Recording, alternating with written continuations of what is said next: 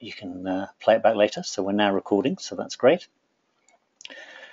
Right, I think without any further ado, I'll kick things off. We've still got a few people joining us, but I will kick things off and we'll get going. So welcome everyone to this. We run Buzzsumo webinars with various partners, and so pleased today to be running this with Buffer and with Kevin. We love Buffer, we use Buffer, and it's great to be doing this analysis with them and to share the report. And Kevin will, I'm sure, refer you to his blog post on this topic during the webinar. So I'll just say a few words about myself, and Kevin can introduce himself as well. So okay, so I'm the one in the bottom right. I'm the much older person on this one than the less pretty one. So I'm down in the bottom right. I'm Steve Rayson. I'm one of the directors of Buzzsumo. I'll tell you a lot more about Buzzsumo as we go through the webinar, so I won't spend any time on that now. But I'm one of the three main owners of Buzzsumo. And Kevin, I don't know if you want to introduce yourself, if you want to come off mute and say hi to everyone. Sure. Hi, everyone. Thanks so much for spending some time with us today, morning, afternoon, wherever you are. Yeah, just really excited for this opportunity. So thanks so much for Steve and the Buzzsumo team to make this collaboration possible. I am Kevin. I get the great opportunity to write on the Buffer blog quite often and have probably had the great chance to meet a few of you over there and would love to meet the rest of you also sometime. Yeah, just love writing about social media topics and different things like that on the Buffer blog, and had a wonderful time going through all the great Buzzsumo data today, and excited to share it all with you here in a bit. Great, thanks, Kevin. Well, as I said, the audio is a bit bad. I'll try to see what I can do on my mic, but hopefully the audio is okay for most of you. Do just let us know if you do have problems with audio, and we'll see what we can do as we go through. A few people have said it's great audio, and some people have said they've got a slight problem, so it may be bandwidth or something in various places. But yeah, do just chat to us as we go through. You've got the questions panel, and we'll try to get to all of the questions you ask. Okay, so we've also set up a hashtag. I know lots of you are very keen to share things on Twitter and to share insights, and we would just encourage you to do that. So we set up a hashtag, just FB Insights. So if you want to share anything about this webinar or ask us any questions, which we can pick up afterwards via Twitter, do feel free to do so. So do feel free to comment on anything that you hear from the webinar or any insights that you pick up, and it would be great to have your insights as we go through. So do feel free to share as we go.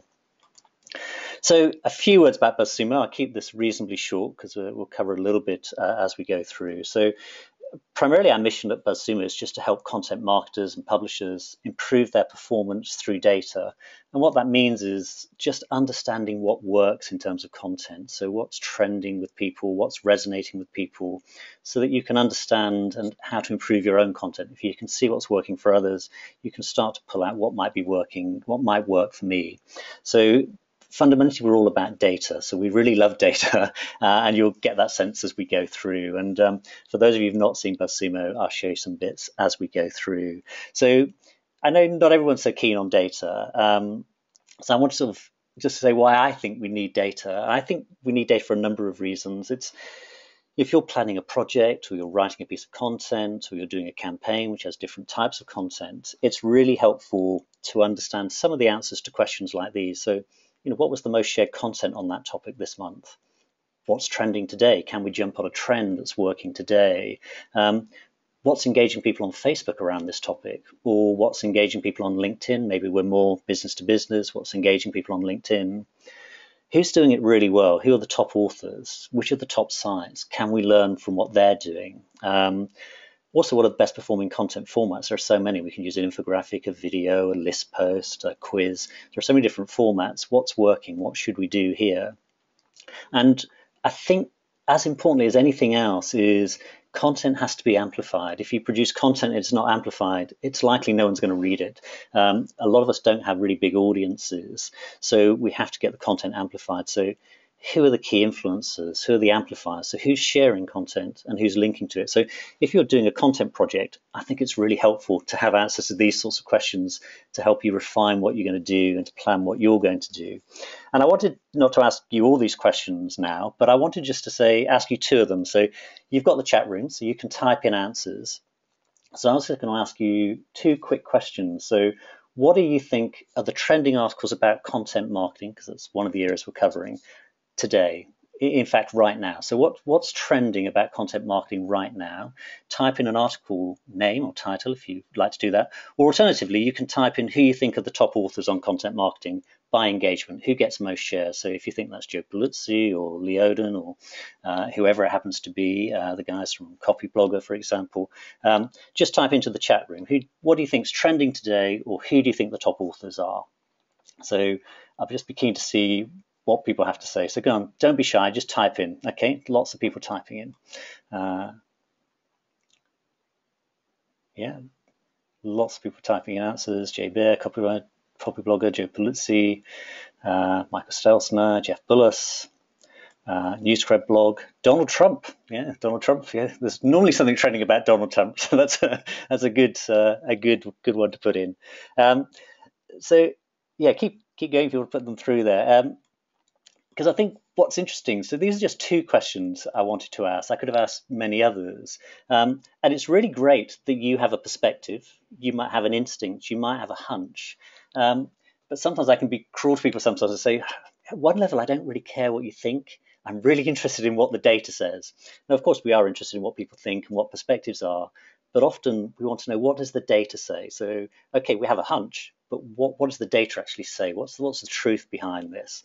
And so I'm just going to show you what we do at Buzzsumo and how we can answer the questions I've just asked you. So I'm literally going to jump off of this screen.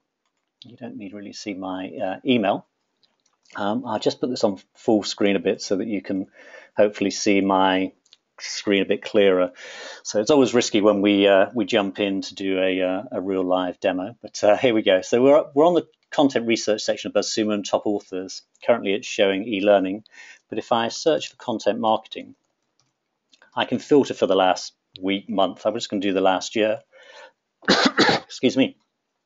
So I can now search for the top authors on content marketing. It will take a little bit of a while to run the report, build that report for me. And what this will do is go away for any topic or any domain and show us who are the top authors for that particular topic. I should have prepared this ready, shouldn't I, rather than you having to wait for it building the report for us. So I just let it build for us. The dangers of doing live demos, just telling me I can use another tab. So this will show us who really are the top authors in content marketing. So it's done quite well, because I should have just asked it to run the last 6 months, because we ran a whole year of data. It took a little bit longer to run. So these are the top authors on content marketing from our database. So at the top is actually Neil Patel. He published 151 articles in the last 12 months about content marketing, which is huge. I mean, that's almost 3 a week. And he had 300,000 shares. Jeff Bullis, somebody mentioned Jeff Bullis, good call, 280,000 shares, but 100 articles. But we can also see the middle column, average shares, and we can see they had 2,000 average shares. But if we look down just a little bit further, we can see that actually Kevin is top in terms of average shares with 4,000 shares a post. And actually, we didn't know this before we first did it. So he extra especially pleased to have Kevin here today, because Kevin clearly has the most engagement around posts on content marketing. But you can do this for any topic. You can do this for any particular domain as well, if you want to see top authors for a domain. So that was our one question: who are the top authors? We can see in total shares it's Neil. We can see that Kevin's got the most average shares, which is just a fantastic level of average shares. We could also see what's trending today. On Buzzsumo's trending dashboard, you can basically see the trending content today. We're crawling content all of the time, and we'll show you what's trending at this very moment. So currently, in terms of news category, this is the trending content today. But the beauty is, by clicking the plus button, you can set up a feed for anything. I've set up a feed for content marketing. And this is today's trending content on content marketing. So it's actually AJ's article about the most misunderstood buzzword is content marketing. So this is the content that's trending today. And okay, you don't need to do it for content marketing, but if you're working in engineering or automotive or e-learning, you might be interested in what's trending today. What can I jump on? What's resonating with my audience right now? And we're seeing what's trending now, which is a velocity score. We could equally flip that to see the most shared. So they're the answer. So AJ's article is actually trending right now in terms of content marketing, and Kevin was our most shared author. but we can answer all the other questions. If we look at the most shared content, for example, I could see, if I click past month, I can now see the most shared content on content marketing in the last month. And yeah, this very rarely happens. In fact, this never happens, but actually the second article here is actually my article for Moz last week, but generally that never happens. I never get as many shares as Kevin does. But you can see for any topic, what's the most shared content, so what's resonating with people. And as importantly, you can see how's that being amplified. So who's actually linking to that article and who's sharing it. So I could just click view sharers and I can see who's sharing that article. So now I can see the people who've helped to amplify that particular article that I published there on a piece of analysis. So we can see what's trending. We can see what's most shared in a month. We can also jump through and do a piece of content analysis as well. So we could look for the past year, for example. And we can look at all the articles we pick up in the past year on content marketing, how many shares they have, what's working. So actually infographics and list posts, probably not surprising because we know this market. But if you're in other areas, you might find it's quite interesting. If you're doing angling, it's normally videos, for example. If you're doing kitchens, it's often lots of list posts on 5 beautiful kitchens. We can see what's working in terms of day published, and this is a typical profile. Starts high, goes down. We can see what's working in terms of content length, but also we can see what's working in terms of which domains are getting the most shares. So in terms of content marketing, no surprise to see Content Marketing Institute, Copy Blogger, for example, some of the large ones, and Buffer up here as well. So for any particular topic, it's good to have the data in our view. And finally, it's good to have the data also about what's working on Facebook. And this is a new feature that we're looking to make live in a month or so. But we could put into this any particular topic. So actually, somebody said Donald Trump. So we could see what's the most engaging content on Facebook about Donald Trump. So we can now see Donald Trump is the worst, 400,000 interactions, 687,000 shares. So we could see that. We can also do it in a list view to see what's the most commented post on Donald Trump, or what's the most shared post, for example. We could go back to a grid view. But we can also see, okay, let's see what's the most engaged with content on his actual Facebook page. So we now have the most engaging content on his Facebook page. So we can look at that as well. So this is a feature we're bringing out shortly. It's not currently in Buzzsumo, but you'd like a sneak preview of that. So that's all about getting data. And it's a nice segue into the discussion about Facebook. So I'm just going to skip through. I had all these slides ready. You can see, just you never rely on the internet. If something goes down, it's good to have all these slides ready. So today we're looking at Facebook data and why Facebook. So why are we looking at Facebook today? And that's our little Sumo character, a light bulb going on above his head there. Facebook is just huge, and its ability to drive traffic is huge. If you follow Shareaholic, they do lots of surveys and research, and they've shown now that traffic from social media is greater than traffic from search in driving traffic to sites. And within social media, it's actually Facebook that drives the most of that traffic. 25% of all traffic to websites is now from Facebook, so you can't really ignore it. Arguably, it's the most powerful content feed in the world. Forrester say it now owns 13% of all time on mobile, and that the Facebook's US users spend 14 hours a month in the feed. So basically, you can't ignore Facebook. So we wanted to take a look at what works on Facebook. So we pulled out 500 million posts, and then we let Kevin do a lot of the hard work and the analysis of that. So I'm now going to pass over to Kevin and let him show you what we found from doing that analysis. But hopefully that gives you some background to BuzzSumo and why we really wanted to look at Facebook posts. So I shall just hand over the control to Kevin now. Awesome. So Kevin, Thank you so much, Steve. You should have control now, so hopefully. For sure. I'll let you know if I run into any snags. Yeah, it was really such a privilege to get to look through the data that Steve and the BuzzSumo team grabbed. We had a chance to write it up and place it on the Buffer blog this week, and that URL, if you want to visit there now or after, is blog.bufferapp.com/Facebook-data-study-insights, and we can definitely make that available afterward too for you to get there quickly. And yeah, we had a great time just kind of exploring the data here and working through it.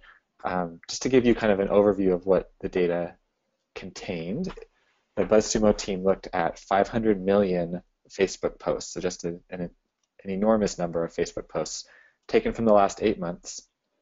And those 500 million Facebook posts covered 3 million different Facebook pages. So these are your businesses and brands and those kind of marketers sharing to Facebook. And I think what we were most excited to learn from this is just kind of what people are doing on Facebook and what people are trying, what's working, what's popular, all these different sorts of ways of slicing and dicing the data so that we can learn what to try next and we can learn what to experiment with and what to test with. And one of my big takeaways from the research itself was a lot of inspiration about what would be fun to try on my personal Facebook page, my personal Facebook profile even, and then also the Buffer Facebook page. And I left with a lot of different experiments that I'm excited to run. So that was a great takeaway from all of this. And I'd love to talk you through, I believe there's 7 different points that kind of stood out to me in the research. I'd love to talk you through each of those here real fast. So the first slide.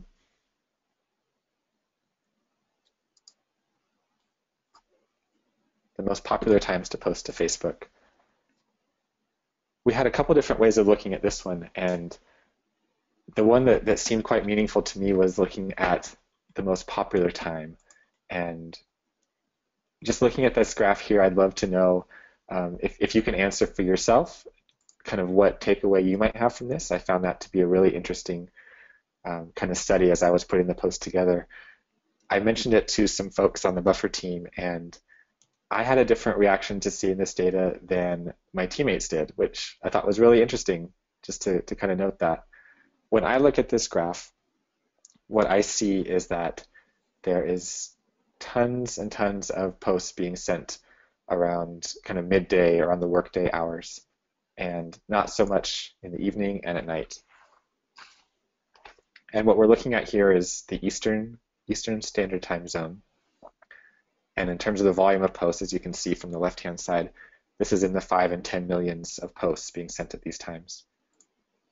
And when I look at this graph, I see a huge opportunity to be posting when no one else is posting. And I think others on the team look at this graph and see a huge opportunity to post when everyone is posting. So I'd love to talk you through each of those different takeaways and thoughts, just to kind of share more fully where my mind's at with that and kind of where you may be approaching it also. When I look at this and see the lower volume in the evenings and night, what I see is less competition for the newsfeed. So if I'm going to be posting, I kind of enjoy the chance to post when there's not much else out there, and when my content has more of a chance to shine and stand out compared to the rest. This is something that we have called and have found to be referred to as the late night infomercial effect. And the way that name comes about is if you're ever watching TV late at night, there's lots of late night infomercials on because there's less other content and other shows that are kind of competing for time and attention. So if you happen to be watching TV late at night, the infomercials have a good chance of catching your eye just in the void of other content and shows out there. And that's kind of how it works on social media sometimes as well. It's this idea of posting at non-peak hours to take advantage of the lower competition and to hopefully get some more visibility in the newsfeed. One thing I like about this in particular is that one of the factors in the newsfeed algorithm is likes and shares on your posts. And it's my assumption that a post that has some likes and shares going for it then gets surfaced a bit more often in the newsfeed of folks, because that content, Facebook is recognizing that as something that people are enjoying. So when I look at this graph, kind of coming back to the Buzzsumo data here, when I look at this graph and see that there's less posts being sent in these hours, I see a chance to kind of get some early likes and shares and engagement on my posts, so that maybe by the time people wake up the next morning, my post will be one of the ones toward the top of the newsfeed because it's already had a bit of engagement during the night. So that's one side of the coin. The other side of the coin is kind of the one that my teammates grabbed, and I think might even be the one that the majority of folks might look at when they see this. And that's looking and seeing that the volume during the workday hours is so enormously high. It's a sign that there's lots of people online. It's a sign that there's lots of people engaged in Facebook and actively looking through Facebook. And given that, the assumption then is if you were to post during these times, you have the potential to reach a much larger audience right away. And I guess if you were to look at it, there's also kind of the competition side of the coin where there's more posts being published, so there's more competition for the newsfeed. But at the same time, there's maybe twice as many people accessing their newsfeed during these times, just because this is the time of day when people are online and connected. So I think looking at this graph, there's a couple different takeaways you could have is maybe you want to experiment later at night and see if those posts get more engagement then. And maybe you want to experiment during the day in these peak times around kind of the 10 a.m. to noon Eastern or 10 a.m. to 2 Eastern time, and just to kind of see what kind of reach and metrics you get posting at the most popular times. My hunch is that it might be different for lots of different industries and niches and audiences, so it's a great one to test and try. We did kind of go a step further with the research here and looked at the best times to post, if that distinction is clear. So this graph here shows the most popular times. We also noticed some data around the best times to post. And the best times in this sense was the average amount of engagement per post sent at different times of day. And a couple of notes I just want to mention on kind of what we thought and felt here was, to a certain degree, sometimes that data can be a bit skewed and heavily influenced by large pages and lots of different variables. So for instance, if a page like Fast Company is posting 10 times an hour every hour for 24 hours, their engagement is going to be tracked alongside a small page like something I run myself that gets very little engagement, and I only post it when I'm awake during the workday hours. The average for when I'm posting and Fast Company is posting is going to be lower. And then as the nighttime comes and I stop posting, Fast Company keeps posting and still gets all this great engagement. So you might expect the numbers toward the evening and the night to be a bit higher. So that's one thing, just to give a quick caveat on what we found here. Overall, the hour that seemed to be the best time to post, given the average interactions, was 10 p.m. Eastern. And kind of this window between 8 and midnight Eastern kind of seemed to be the highest amount of engagement per post. And I think that would be a great signal to me that it might be fun to test that time and see if that's the case for my pages as well. What we found doing similar data study for Twitter numbers was that we found 2 a.m. to be the best time to post, so to speak.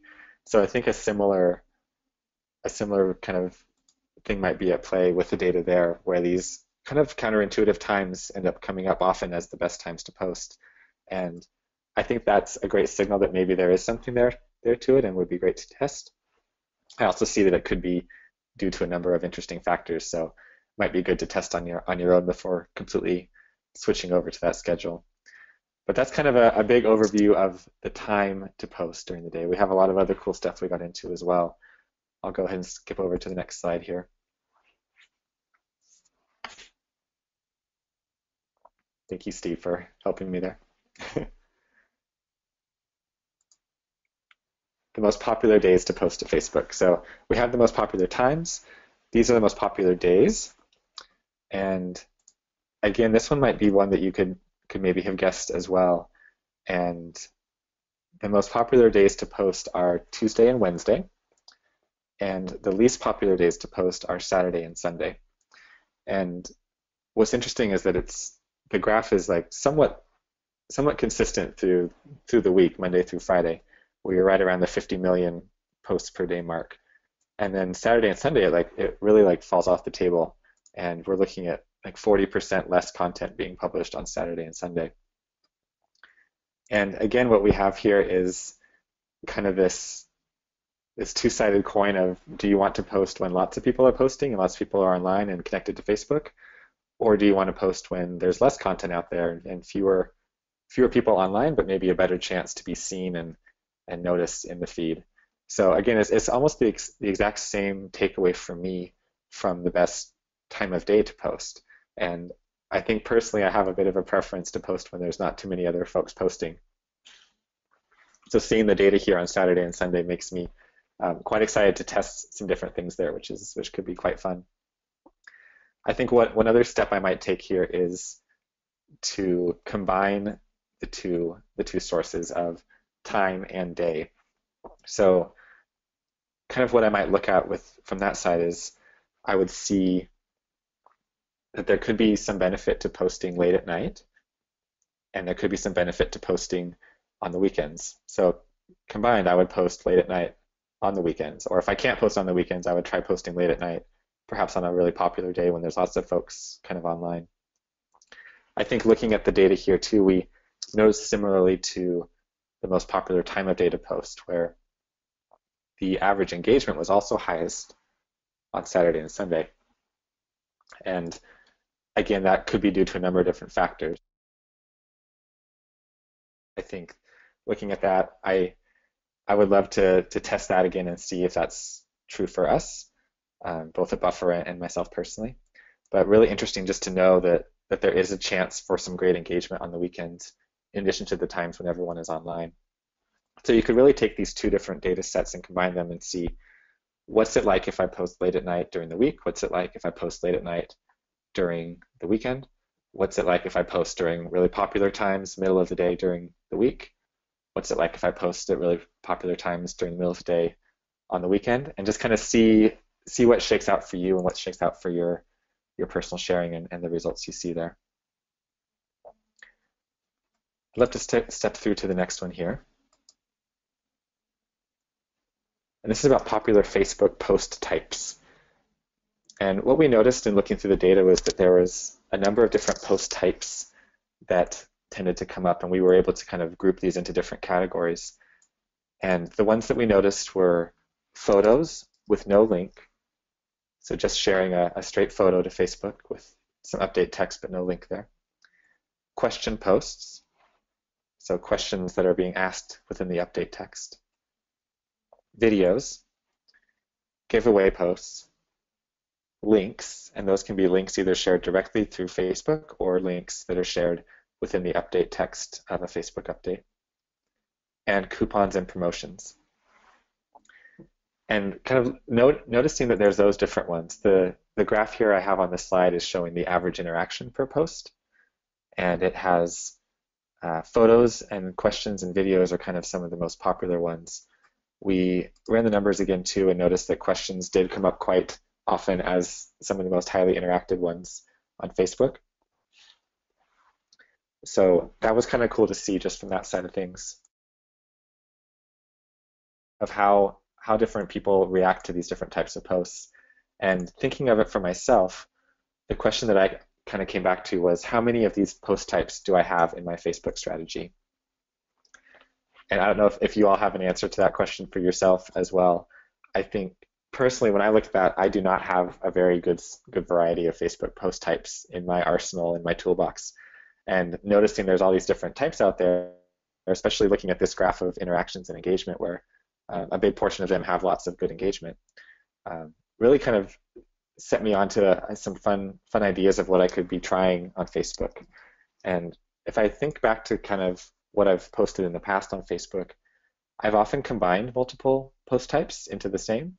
So for instance, I might share a photo that has a link in the update text, and I'll ask a question in the update text. So I'll have like a 3-in-1 type of post. And I might have to clarify with Steve on how the data might have tracked my somewhat odd sharing there. But I think what I found here is that maybe focusing more on one particular type of post could be quite useful in kind of finding a good strategy there. I'd also love to maybe track what it is like to post, including multiple types of posts, and maybe a question that goes along with a video, and maybe a giveaway that includes a photo, and just kind of these different combinations could be kind of cool to test as well. I think the big one for me is still though to mix up my posting on Facebook with different types of posts. And we have a really cool system that Buffer's co-founder Joel had put into place. He calls it his 4-to-1 sharing system. And he uses it quite a bit on Twitter. What it might look like here on Facebook is you kind of understand what all the different post types are. You choose a staple post from that list, and that staple post, so like let's say I chose links as my staple post. That would mean for every 5 posts that I send to Facebook, 4 out of the 5 would be links, and then the 5th one would be any of the variety of other ones that are on here. And the reason it works great on Twitter is because you have a great volume of posts typically on Twitter, like multiple ones per day. So if that's not quite your Facebook strategy, it's totally understandable. I think it would still work even if you're posting 1 or 2 times a day on Facebook. I think for me personally, at Buffer, we tend to post 3 or 4 times a day. So a strategy similar to that could be quite useful, where I'm mixing the different post types into a kind of a good system where there's a consistent staple type of post. And there's also a bit of variety sprinkled in. And I personally have not been good with the variety in the past. I'm pretty stuck on the links post. So this was a great reminder to kind of look at some different types as well.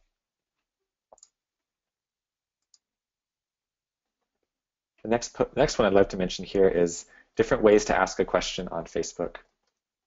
Looking through the different question posts, which again were some of the most popular and most engaging post types that we noticed in the study, there were some really cool ways that we kind of were able to bucket these different types of questions that kept coming up on Facebook. We landed on 7 different ones, and it might be kind of, I kind of come from a journalism background. These are very much the journalism questions I remember asking different sources and interview subjects and things, like very, very traditional, good questions to be asking. So it was kind of cool to see them surface here again. It's 6 W questions and a how. So we have who, what, when, which, why, would, and how. And looking at the numbers, again, we kind of had the chance to see the specifics on engagement based on each type of question. And looking at those numbers, we did notice that a couple of the more popular ones were who and which. And kind of my interpretation of that, I had a couple of different thoughts from that side. The who and the which, another one that was high up there was would. These questions have a really neat psychological benefit and impact on the person reading the post and the person doing the question answering. They have this really cool way of allowing the person to show some of their identity in the way that they are able to answer and share this particular type of question. So when you ask who would like to do this, or who else has experienced this, you're letting that person share a bit about themselves. When you ask them which one of these do you like, and kind of give them a choice of what to pick between, they're getting a chance to express their personality and to make a statement of who they are. When you ask would you like to do this, would you be open to this, would you want this or that, I think that's another chance to kind of share a bit of who you are on social media. And that we found it at Buffer in our studies and research into psychology of social media. That is a really powerful motivator and driver of virality and sharing and engagement. And we've kind of noticed that again in this Buzzsumo data, that these are the types of questions that are used often, and they're used quite successfully often. So kind of looking at that, that was one takeaway I had. Another thought I had too was some of these questions lend themselves really well to simple and short answers. So for instance, a question like would is often going to be answered with a yes or no. A question of which is often going to be an A or a B, a multiple choice type of question. And these ones, and I kind of tried to design it in such a way that the bigger the circle, the more engagement we tended to notice on these questions. The ones that have the big circles are the ones that are kind of more of that simple type of answer, where you can answer it quickly and easily and then get to share that and pass it along to your friends on Facebook. So that was a really cool thing to discover. And another thought I had here too was kind of along the lines of just how the specific words within an update tend to make a big difference. We published a post on the Buffer blog a while back about the power of words and kind of these cool influential words that you can use in your updates that tend to grab attention. And these high impact words, I think some of them can be as simple as these question words here, where our minds are trained to recognize these. And I apologize if there's any English major folks out there, but are these pronouns? I think there might be pronouns. I was going to look that up before the webinar here, and I forgot. Whatever part of speech this is, I think whatever they end up being, these words, as small as they are and as common as they are, I think our minds are trained to adapt and notice them and to be primed to answer them and to want to answer them. And so we found some really great results, both in that question types are a highly validated way of posting to Facebook, and then also these specific types of questions could also be great to test and try and experiment with.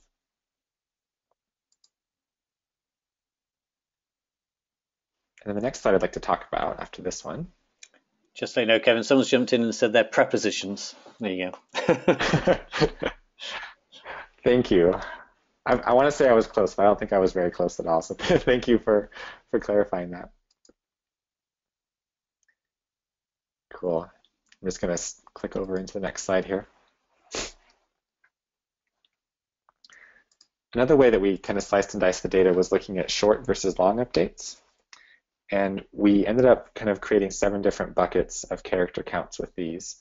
And you can see them listed out on the slide there. They range from 0 to 50 all the way up to 300 plus. And one thing that I noticed in looking through these 7 different kinds of buckets is that I certainly expected there to be perhaps even more buckets beyond 300, where there might be some really long Facebook posts that are quite a common way of updating, of sending updates on Facebook. And that turned out to not quite be the case, which I thought was kind of interesting. Facebook has just a huge ceiling for its character count. I think somewhere I read it might have even been around 60,000 characters or something like that. So by no means anywhere close to what Twitter has in terms of limitations. And I have noticed some folks who I tend to follow on Facebook and pages I tend to follow will write quite long updates and kind of these mini blog posts, so to speak. I think that's not a very popular thing on Google Plus as well. And I've seen it a bit on Facebook. And what I noticed kind of from the Buzzsumo data here was that it wasn't as common as I expected it to be. And this again kind of goes back to the idea of, given this data, would you be interested in testing to stand out in the newsfeed where you will write 300 plus character count posts and longer so that you have a bit of something different in the newsfeed? Or does it make sense to kind of fall into one of these buckets of 0 to 50 or 50 to 100 and to make your updates fit with the style and the popularity of how people are sending and sharing on Facebook currently? And I don't think there's a right or wrong answer to that question. I think it's just one that I'm personally excited to be testing and seeing what happens. We did have a bit of data on the ones that tended to perform best. And again, that's based on kind of average engagement, which can be influenced by quite a number of different factors. When we looked at that, we found that the 150 to 200 character posts tended to perform best. And in general, the 50 to 200 character posts were kind of the peak of that graph, so to speak. So if you're up for experimenting, it might be cool to try some really long ones. It might be cool to try some of the shorter ones as well. Lots of different options of things to try there. The next one I'd love to get to is the tools that people use to post to Facebook. And this was one that I was just fascinated to be able to learn about. I think I'm maybe personally quite invested in it because Buffer is a tool that people use to post to Facebook. So I was curious to see kind of what that breakdown was like. This graph here shows the percentage of market share for each different tool. And I should note that the top result, Facebook, is also no result. So that's people just using Facebook straight away to post and no tool whatsoever. And so that was a great one to kind of discover. The specific number on that is, let me pull it up here. I believe it's 71%, 75%. So 75% of people only use Facebook to post to Facebook, which is great and just a cool number to know. And then next down from there is Hootsuite, which is at 5%, Instagram, which is 3%, Twitter is 2%, Buffer is 1%, WordPress is 1%, and then everything else is less than 1% and often quite small. I believe there were maybe 100 or 200 different tools that came up in the study, so lots of different ways that people are posting to Facebook. What we did end up noticing in this, and a question that often comes up for us, is does using a third-party tool penalize your update in the Facebook algorithm? And looking at the data here, I would answer that question as no. It does not penalize you at all using a third-party tool. The one reason why I'm somewhat confident in saying that is we noticed that some of the third-party tools that people used had higher average engagement than if that same page using the tool did not use the tool. I don't know if I explained that very clearly. Let me try that one more time. So we looked at pages who both used a tool and did not use a tool. And on those particular pages, in some cases, they had higher engagement when they used a tool than when they did not use a tool. And kind of given that and moving that forward, the way I interpret that is that if there were to be a penalty on using a tool, then we would not have seen that result. And since we saw that result, I'm quite confident to say tools tend to work great on Facebook, and I'm very appreciative and grateful for the tools that I get to use to make that sharing easier. One thing that we did notice overall as a trend was that using a tool to post to Facebook did result in slightly lower engagement. And one theory and thought behind that is using a tool makes it really easy to automate a lot of your Facebook sharing, and that can sometimes lead to some less engaging Facebook posts, so to speak, or just kind of make it easier to duplicate or replicate your content that is elsewhere. And in my mind, that might be a pretty significant factor in the overall engagement of these different types of posts. So just something to keep in mind if you do use a third-party tool, that we wouldn't expect there to be any loss of engagement just because you're using that tool, but to also be quite mindful of how you're using that tool and what you're posting using that tool. So happy to answer any more questions on that one too. It's quite a cool one. And one more slide, then I wanted to get into some quick stuff about how I've used this data myself. We also looked at the long form versus short form question, and we were able to see which articles people were linking out to, and the length of those articles, based on the length of those articles, did the Facebook update get more or less engagement. And we ended up finding there were like 4 different types of posts that people were linking out to. They were 0 to 1,000 words, 1,000 to 2,000, 2,000 to 3,000, and 3,000 and up. And what we noticed here is that the long form ones tended to do quite well. And even looking at this split in these buckets here, 2,000 and up is quite a long post. I tend to write a lot of posts around 2,000 to 2,500 words, and those ones are quite meaty and quite in-depth. We know that Google loves those posts. We know that they tend to get a lot of shares personally on the Buffer blog, and it was cool to see that kind of linking out to them on Facebook might be a good option as well in terms of getting social shares and things back to the Facebook update. So that's another one that could be cool to test. I think there's some great stuff to explore with there. One thing we'd love to know a bit more too is like which pages are the ones sharing those posts and kind of how the engagement fits based on follower count and different factors. So definitely one for us personally to look into more. But I think overall it's kind of a cool idea of what's something else that we could be testing on our Facebook sharing.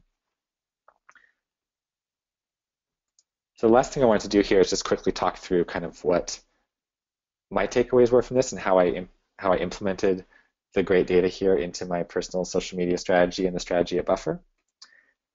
This slide here covers kind of the Buffer Facebook schedule that we have. And what I've done with the data is adjust the schedule for Buffer so that we're posting at some of those times mentioned in the study. So this is our weekday schedule, and you can see the blue highlighted day names there: Monday, Tuesday, Wednesday, Thursday, Friday. So Monday through Friday, these are the 3 times every weekday that we post. And what I've done is set up one to be during the middle of the day, which is that 10 a.m. time, one to be late at night at the 10 p.m. time to see how that one goes, and then just a third one as kind of a third experiment in kind of the early afternoon to see what's happening there. So we'll stick with that schedule for a bit and kind of get some good numbers and feedback on what times of day and what days might be great to post. And then we can kind of spin those experiments forward and try some new things and keep the experiments that worked and iterate on the ones that we'd like to improve on. What you can also do in Buffer is set up different schedules. You can set up multiple schedules so that you have a schedule for, say, every weekday and a schedule for every weekend. Another way that I've done it is to have a kind of like a control versus experiment schedule where I'll have one schedule for the weekday where it's all the same times, and then I'll have a separate schedule for weekdays that is all my experimental times. So lots of different ways to kind of slice and dice the different schedules here within Buffer. What we've done on our Facebook page is we have a weekday schedule and then we have a weekend schedule. And the weekend schedule is just Saturday and Sunday. So it's taking the Buzzsumo data and noticing that those are a couple of days of the week that have less competition. So I'm excited to see what kind of results we get there. I've currently set the time to be 3 p.m. And something I might do moving forward is move that perhaps slightly later to closer to 10 or 11 p.m. and see if a nighttime weekend Facebook post tends to do quite well also. So a couple cool things to try there. One other thing I'd love to point out just really quickly here is the analytics within Buffer. We have a new system of sortable analytics that we have for a couple of our plans. And what you can do within this is sort the posts by different post types. So currently it includes image posts, link posts, and text posts. And this goes back to the different post types data that we saw within the Buzzsumo data, and some really cool ways of kind of filtering out different parts of different types of posts that we have and seeing the results from there. So when you click any of those, it'll just bring up image posts, for instance, and then each post will have the specific engagement numbers on all of those, so you can kind of compare how those look and the performance there. Also, within a further analytics dashboard within Buffer, you can sort and graph and chart all sorts of different cool stats as well. So lots of different ways to hop into your data and analytics after you post and to follow up on your experiments and see how they did. A couple of these features here that I've shown are some that we're really happy to include in our paid plans at Buffer. We have a free individual plan that lets you post to Facebook and schedule your updates there. And then we have a couple of plans for Awesome and for Business.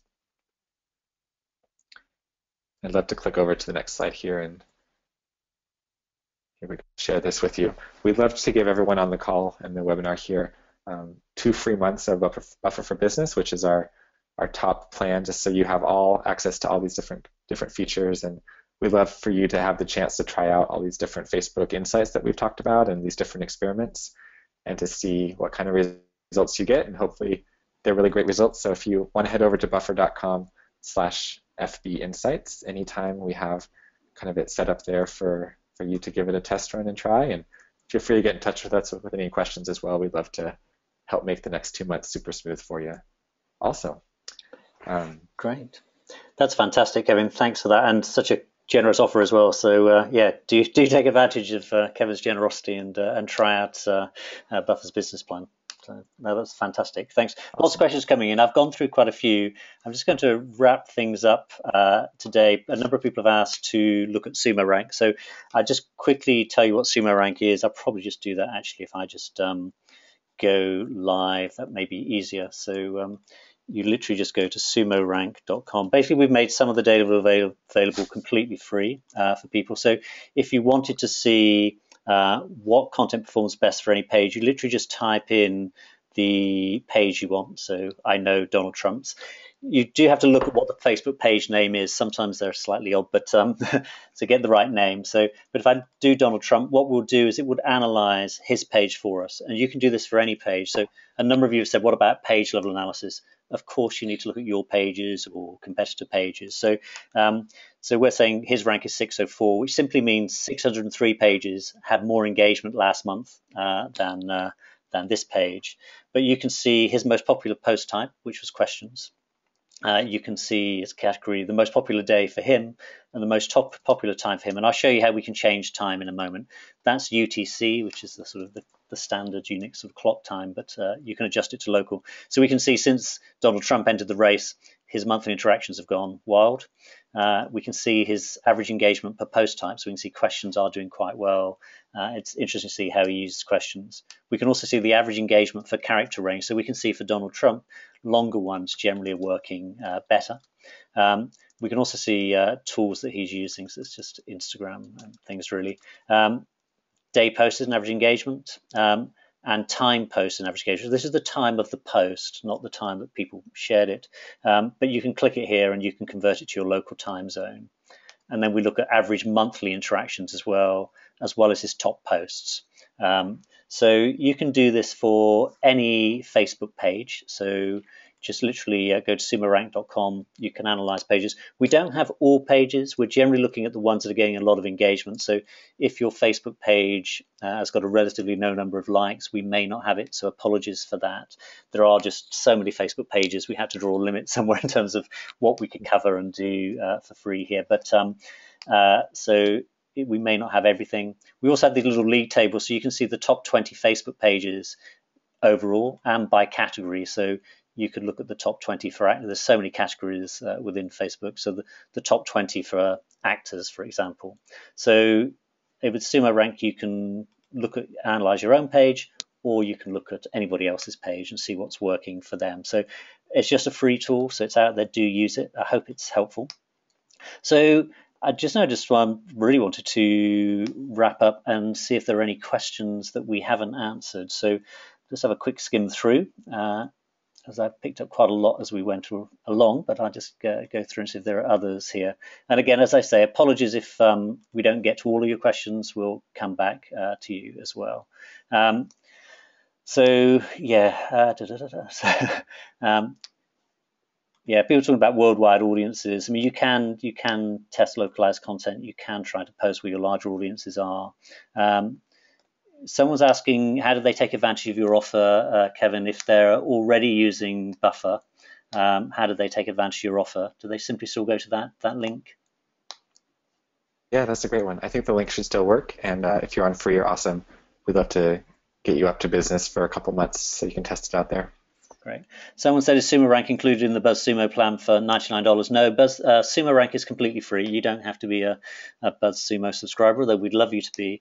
There is a freemium version of the Buzzsumo plan, and a few people asked about that. The free version, you can do as many most shared content searches as you want. The trending content's free, but if you want to see who's sharing content, you want more analysis, you want content alerts, that's in the plan, which is $99 a month if you're paying monthly for it, and I think it's $79 if you're paying annually.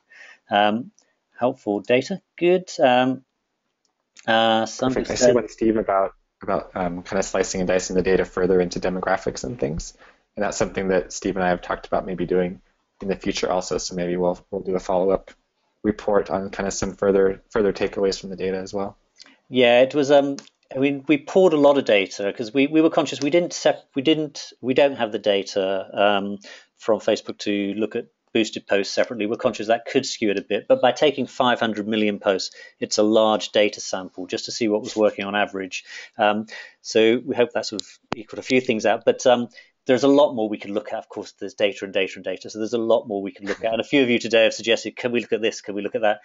In most cases, yes, we can look at it. It's probably just a month or so's work to go back and have a look at the data. But so yes, but you can use, they say, Sumo Rank is just completely free to analyze pages. The Facebook tool that I showed you, that'll be in the Buzzsumo pay plan shortly. Somebody, Kevin, wants to know what your Twitter handle is. Sure, I'd love to know what yours is too, Steve. Mine is Kevin Lee, KevanLee. Okay, and mine is just at Steve Rayson. So I've just typed that in an answer to the question. So mine's just at Steve Rayson. We should have done that at the beginning. Sorry, that was my fault. I should have put it on the speaker pages. Any discounts if we sign today for Buzzsumo? Joe, just mail me. I'll see what we can do. We do occasionally have discount plans. So if people do want to sign up from today's webinar, just ping me a mail. I'm just steve@buzzsumo.com, and I'll see what we can do for you. any other questions? I have a question for you, Steve. Is that all Okay. right? Yeah, you can question it. Go ahead. Um, do you all at Buzzsumo post to Facebook? And if so, how often and when? Yeah, Facebook is something we've started relatively recently. I should say to people, we're relatively young as a tool. We launched our first paid plan last September, so we're almost exactly a year old this week. Um, and Facebook we're not very good at social media, I'll be honest about it. We've been focusing a lot on building the tool, and our marketing's not been great, but we're getting there. Facebook's something we started reasonably recently. We're now posting about 3 or 4 times a day to Facebook. We agree between us what we're going to post.